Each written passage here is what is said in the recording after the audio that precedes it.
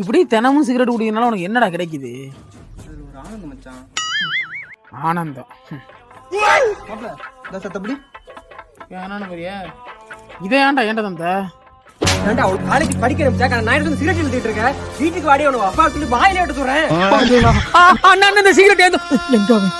டேய் இதோட பேர் என்னங்கிறதே நான் உன் கூட சேர்ந்ததுக்கு அப்புறம் தான்டா தெரியும். ஏன்டா அப்படி?